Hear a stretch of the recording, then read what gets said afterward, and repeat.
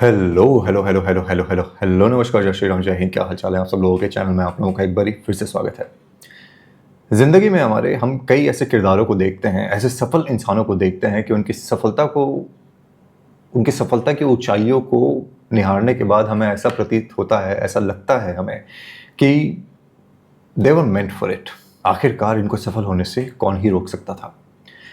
पर कई बारी मैंने नोटिस किया है कि ऐसे सफल किरदारों को जिनको हम निहारते हैं, जिनको हम अपना आइडल मानते हैं, जिनकी पूजा करते हैं, जिनको अपने पलकों पे बिछा कर रखते हैं, उनकी ज़िंदगी के ऐसे स्ट्रगल भी होते हैं जिनके बारे में हमने कभी सुना नहीं होता है।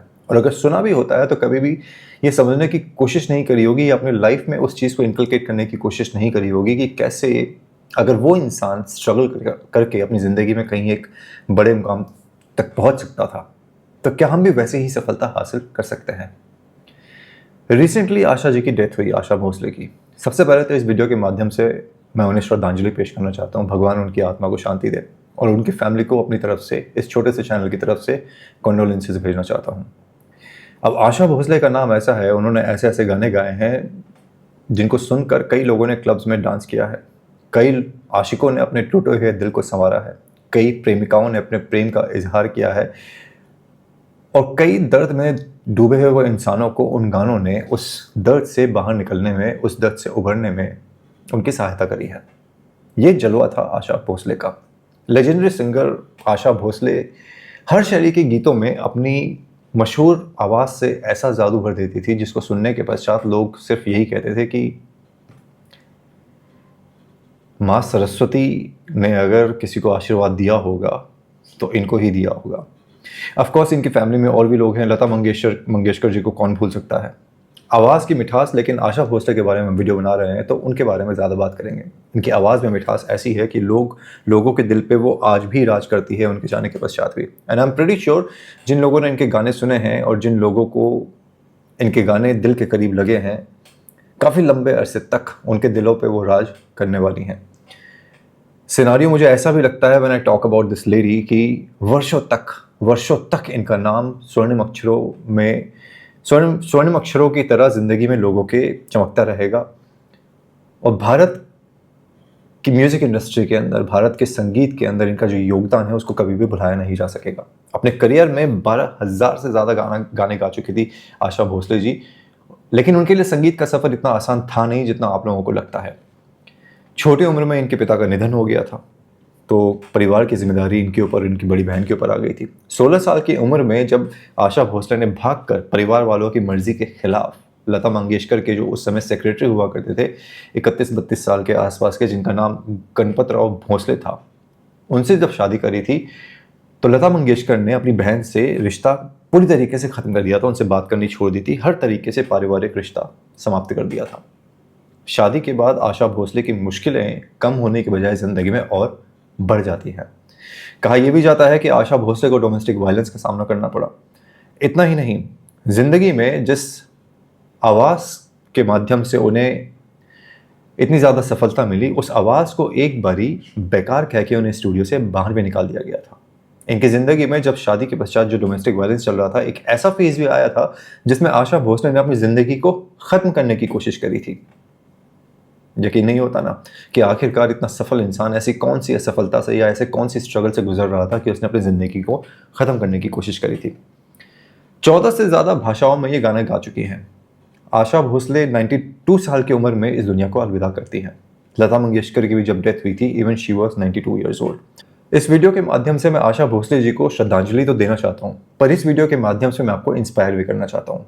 मैं इनकी ज़िंदगी की ज़्यादा कंट्रोवर्सीज या क्या सही क्या गलत उसके बारे में बात नहीं करूँगा। मैं बात करूँगा सिर्फ उन फेजेस के बारे में, उन इंसिडेंट्स के बारे में जिनकी वजह से इनकी ज़िंदगी में कठिनाइयाँ आई, पर उन कठिनाइयों को इन्होंने पूरी शक्ति के साथ, पूरी डेडिकेशन के साथ और पूरे साहस के साथ ओवरकम किया, अपना नाम इतिहास के पन्नों में लिखा, अपने परिवार का नाम रोशन किया और एक ऐसी छाप छोड़कर चलेगी म्यूज़िक इंडस्ट्री में जिसको पार कर पाना बहुत ज़्यादा मुश्किल है। इस वीडियो के अंत में मैं आप लोगों के साथ आशा भोसले के कुछ लिटिल नोन और अननोन अचीवमेंट्स जो है उनको भी शेयर करूंगा। तो मेरा रिक्वेस्ट है आप लोगों से इस वीडियो को अंत तक ज़रूर देखना, because if you are that person who is almost there and there about to give up in his or her life, this story of Asha Bhosle is definitely going to inspire you.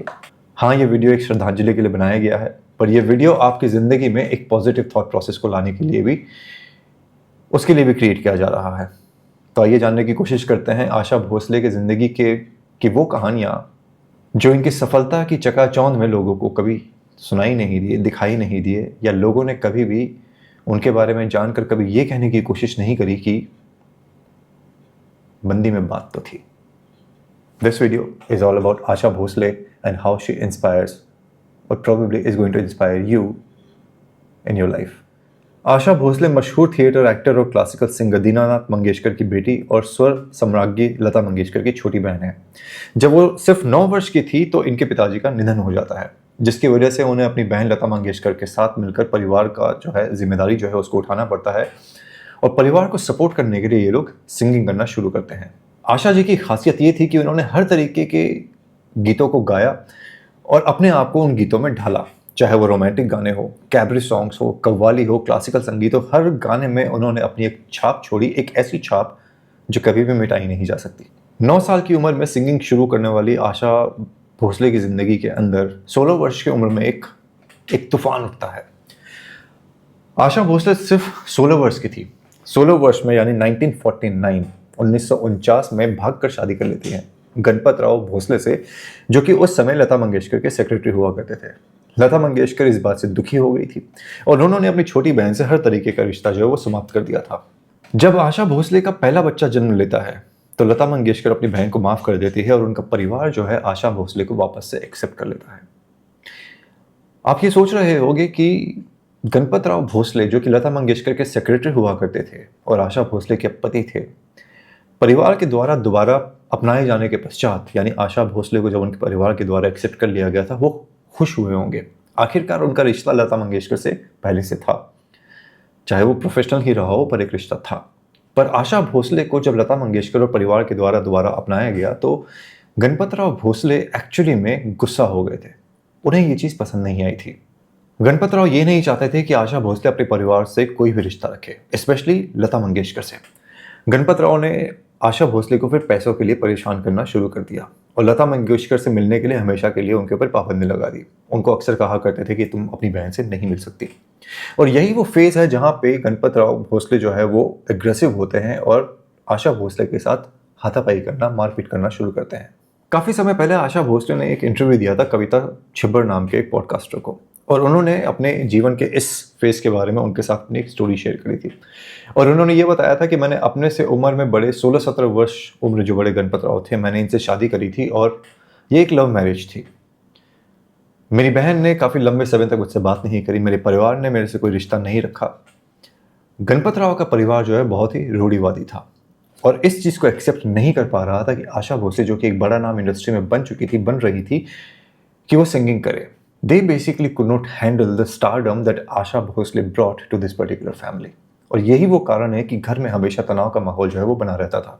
तनाव का आलम इतना ज़्यादा था कि जब इन्होंने अपने छोटे बेटे आनंद को जन्म दिया था तो इनके परिवार के द्वारा, इनके पति के द्वारा इन्हें ये ताकीद दी जाती है कि तुम इस घर को छोड़कर चली जाओ।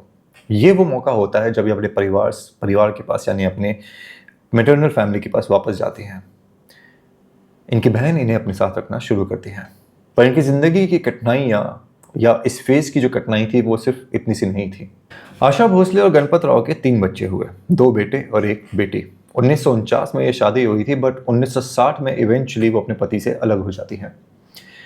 उन्होंने अपनी एक किताब लिखी थी, Asha Bhosle a life in music. उसके अंदर उन्होंने इस चैप्टर के बारे में, अपने इस ज़िंदगी के इस चैप्टर के बारे में और विस्तारपूर्वक और जानकारियाँ शेयर करी, जिसमें से एक ये था कि गणपत राव ने कई बारी आशा भोसले के ऊपर हाथ उठाया और गणपत राव ने उनके ऊपर तब भी हाथ उठाया जब ये प्रेग्नेंट थी और उन्हें इस कदर पीटा गया था कि इन्हें अस्पताल में भर्ती होना पड़ा था। इस किताब में ये भी बताया गया कि आशा भोसले का जो ये परिवार था, जो ससुराल था, ये काफ़ी संकुचित सोच वाला था। Without using the exact word, she tries to explain Ganpat Rao, और उनके हिसाब से गणपत राव एक सैडिस्ट इंसान थे। उन्हें प्रोबेबली आशा भोसले को दर्द देने में मजा आता था, उन्हें पीटने में उन्हें खुशी मिलती थी। सैडिस्ट लोग बेसिकली वो होते हैं, in case you do not know, जिनको दूसरों के दुख में सुख नजर आता है, चाहे वो मानसिक तौर पे हो, चाहे वो शारीरिक तौर पे हो। किसी को पीटना या किसी को छल लेना किसी को धोखा दे देना, इन सब चीज़ों से लोगों को खुशी मिलती है। ऐसे ही लोगों को सैडिस्ट बोला जाता है and Ganpat Rao probably was a sadist.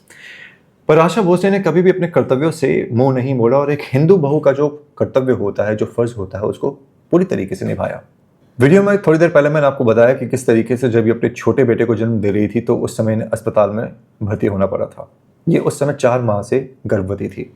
इनके पति के द्वारा उन्हें इतना पीटा गया था कि ये हॉस्पिटल पहुंचती है, वहां पे इन्हें एडमिट किया जाता है। अपनी ज़िंदगी से पूरी तरीके से निराश, पति के बर्ताव से हताश और गिव अप कर चुकी थी। एक ऐसी महिला जिसके ऊपर सरस्वती का हाथ था, जो ज़िंदगी में अच्छा काम कर रही थी, वो अपनी ज़िंदगी से इस कदर नाराज़ हो चुकी थी कि 4 माह की प्रेगनेंसी के दौरान एक पूरी की पूरी बॉटल जो है स्लीपिंग पिल की वो खा लेती है। पर आशा भोसले ने इस सिचुएशन में भी एक इंस्पिरेशनल मैसेज पाया, और वो ये कि पूरी की पूरी बॉटल खाने के पश्चात भी इनकी मौत नहीं होती है, इनका बच्चा भी सलामत पैदा होता है।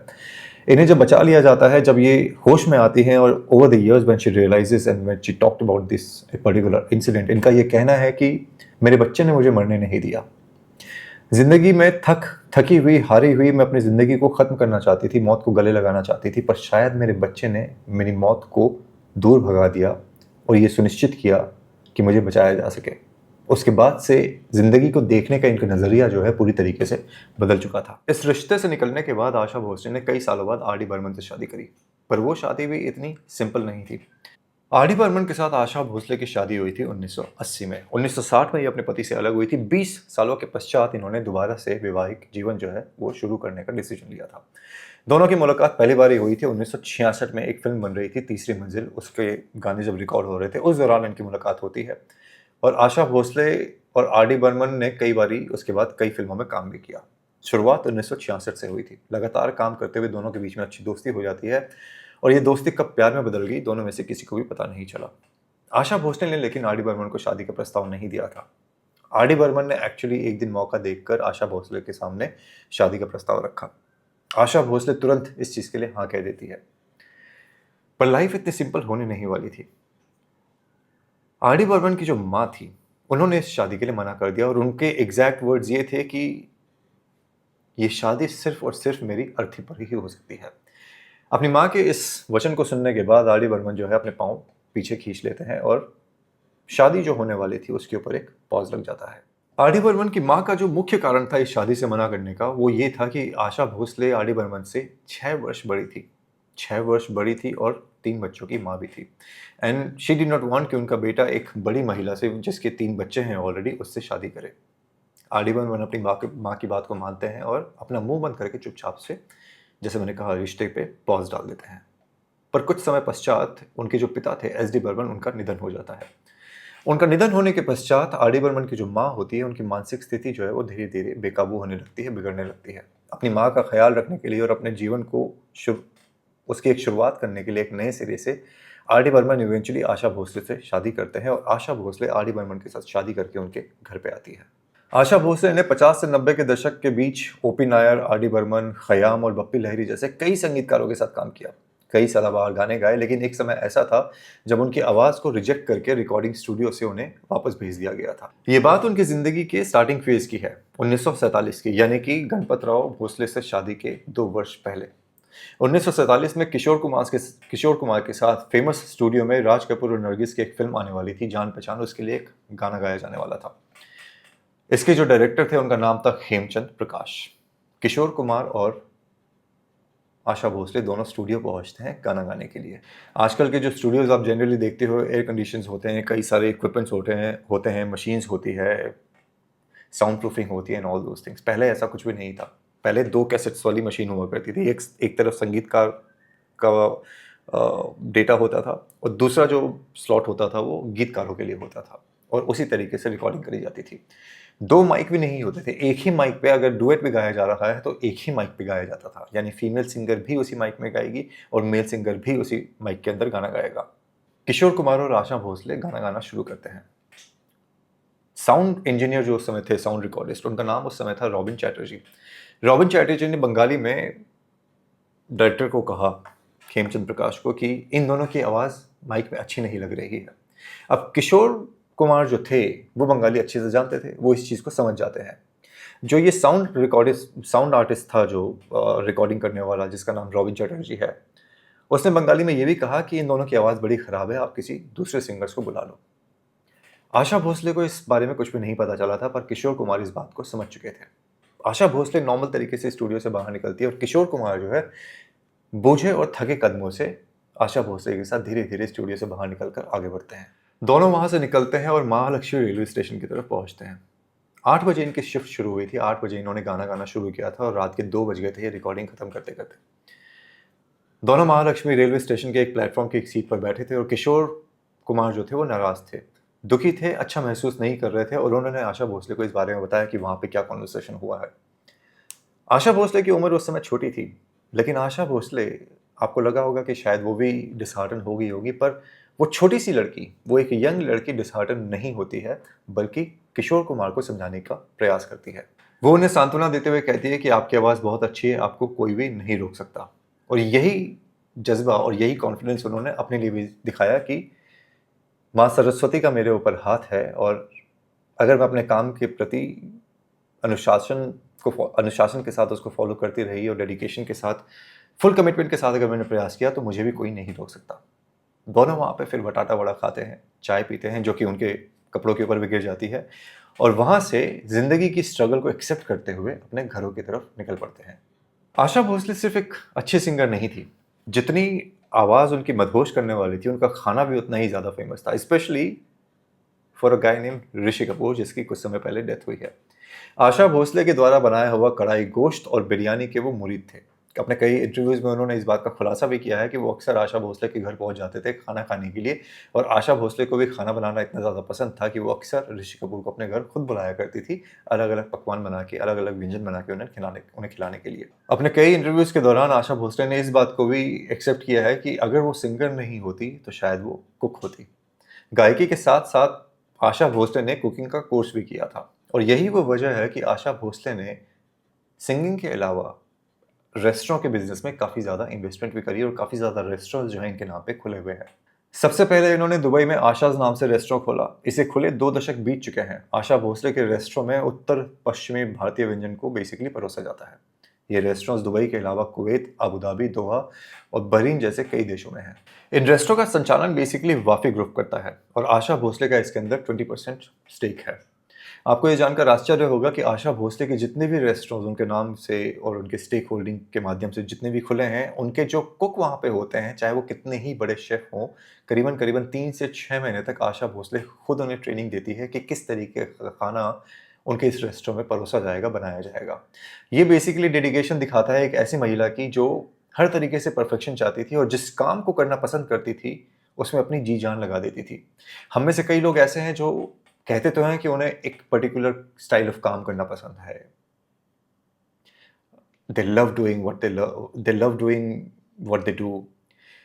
पर जब सफलता नहीं मिलती है या फिर जिस तरीके का कमिटमेंट दिखाना चाहिए, कई लोग उसको नहीं दिखाते हैं। सिर्फ़ ये कह देते हैं कि हाँ, मेरे को ये पसंद है, पर जो जो जज़्बा होता है ना कि आप एक शिद्दत के साथ उस चीज़ को फ़ॉलो करो अपने ड्रीम्स को पूरा करने के लिए, कई लोग वो चीज़ नहीं करते हैं, आलसी हो जाते हैं, असफलता से बेसिकली डिमोटिवेट हो जाते हैं। जैसे मुझे कंटेंट करना पसंद है। कोई देखे या ना देखे, मैं हर दिन वीडियो बनाने की मेरे अंदर चुल रहती है कि irrespective of the fact people watch me, they do not watch, I don't care, because I love it, I want to keep doing it every single day. यही जज़्बा आशा भोसले के अंदर था। Not that I am comparing myself to Asha Bhosle in no means, but मैं सिर्फ़ और सिर्फ़ आपको ये समझाने की कोशिश कर रहा हूँ कि आप ज़िंदगी में अगर कोई काम करने की कोशिश करते हैं या काम करना चाहते हैं या कुछ करना अगर आपको पसंद है, मेक श्योर कि आप कभी गिव अप ना करें। सफलता या असफलता आपके हाथ में नहीं है। सफलता आएगी, सफलता जाएगी। असफलता आज है, कल नहीं रहेगी। पर आपका जो प्रेम है उस काम को करने के लिए, वो बरकरार रहना चाहिए, क्योंकि अगर आप उस पर्टिकुलर एक्टिविटी जो भी आपको करना पसंद है, उससे आप प्रेम नहीं करते हो, तो कभी भी आप उसको वो कमिटमेंट और वो डेडिकेशन नहीं दिखा पाओगे, जो आपको प्रोबेबली दिखानी चाहिए। हम में से कई लोग ऐसे हैं जो उम्र बढ़ते-बढ़ते अपने शरीर से थक जाते हैं और ये कहने की कोशिश करते हैं अब उम्र नहीं रही, अब हो गया, रिटायर हो गया। पर आपको ये जानकर आश्चर्य होगा कि 90 साल की उम्र में भी इन्होंने दुबई में एक कॉन्सर्ट किया था। लाइव सिंगिंग करी थी, लिप सिंगिंग नहीं जो आजकल के सिंगर्स करते हैं, लाइव सिंगिंग करी थी, परफॉर्म किया था। 90 की उम्र तक, 91 की उम्र तक, and I am not sure, पर हो सकता है अपने मरने के कुछ समय पहले तक आशा भोसले अपने बच्चों के लिए खुद से खाना बनाती थी। एज ने उन्हें कभी भी नहीं रोका। It could not stop her. Asha Bhosle का जो प्यार था गाने के लिए और खाना बनाने का, वो जीवन के अंतिम पड़ाव तक उनके साथ मौजूद। प्रोबेबली यही वो कारण है कि आशा भोसले को लोग आशा जी से ज़्यादा ताई बोलना पसंद करते थे। हर किसी के द्वारा, जो भी इंसान इनके करीब था या करीब नहीं भी था, इन्हें जानता नहीं था, रिस्पेक्ट के लिए इन्हें ताई ही कहा करता था। अब आपको कुछ इंटरेस्टिंग फैक्ट्स बताता हूं जो प्रोबेबली, जैसे मैंने कहा, शायद आपको पता ना हो। 2011 में आशा भोसले को रिकॉग्नाइज किया गया था गिनेस वर्ल्ड रिकॉर्ड्स के द्वारा for recording the highest number of studio recordings. 12,000 के आसपास इन्होंने गाने गाए हैं 20 अलग अलग लैंग्वेजेस में। इंटरनेशनल कोलैबोरेशंस इनके काफ़ी ज़्यादा हुए हैं। बॉय जॉर्ज के साथ, माइकल स्टिपे के साथ, द क्रोनोस क्वार्टर्स के साथ, नेली फर्टाडो के साथ इन्होंने गाना गाया हुआ है। आशा भोसले को नॉमिनेट किया गया था ग्रैमी के लिए 1997 में, यानी 1997 में, क्योंकि उन्होंने एक एल्बम जो निकाली थी लेगेसी, और उसके बाद फिर से एक बार 2006 में उनका जो एक काम किया था उन्होंने क्रोनोस क्वार्टेट के साथ। ये वीडियो ज़्यादा लंबा नहीं है और आप ये सोच रहे होंगे कि आखिरकार इसमें इंस्पिरेशन जैसी वाली बात क्या है।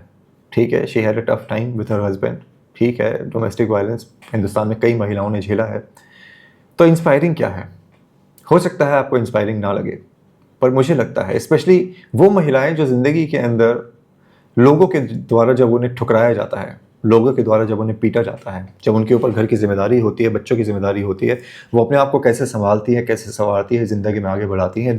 Those woman impress me, those kind of woman motivate me.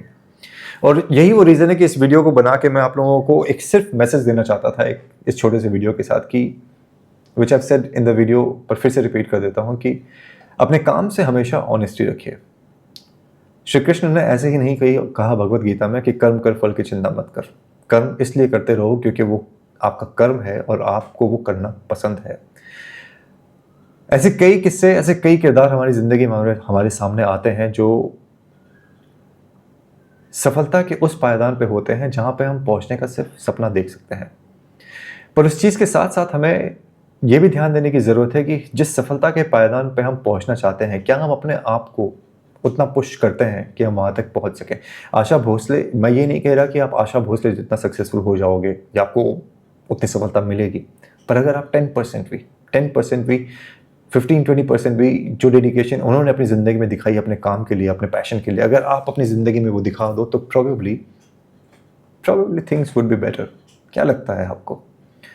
इस वीडियो को मैं यहीं पर समाप्त करना चाहता हूँ। छोटा सा वीडियो था, just to send you a message and अपनी तरफ से एक छोटा सा श्रद्धांजलि आशा जी को, ताई को। अगर वीडियो ठीक ठाक लगा हो तो please do share it with people. जो लोग अपनी ज़िंदगी में थोड़े हताश हैं, जो लोग अपनी ज़िंदगी में थोड़े परेशान हैं, शायद आपके शेयर करने के पश्चात वो अपनी ज़िंदगी को फिर से एक बारी शुरू करने की कोशिश करें। इस चीज़ को याद रखना कि ज़िंदगी की शुरुआत कभी भी करी जा सकती है, और कई बार ऐसा होता है कि जो ज़िंदगी आप जी रहे हो और जो ज़िंदगी आप शुरू करते हो, दूसरी ज़िंदगी जो आप शुरू करते हो, वो शायद आपके आने वाले समय को बेहतर बना दे। इस विश्वास के साथ never give up, keep fighting. और कभी भी ज़िंदगी में अगर उदास होने लगो तो महादेव को याद करो, जय श्री राम का नाम लो, हनुमान को प्रणाम करो, अपना सर झुकाओ और अगले दिन के लिए एक दिन और अपने आप को कन्विंस करके फाइट करने की कोशिश करो। आज समय देने के लिए धन्यवाद। इस वीडियो को यहीं समाप्त करता हूँ। जय श्री राम, हर हर महादेव। ध्यान रखना।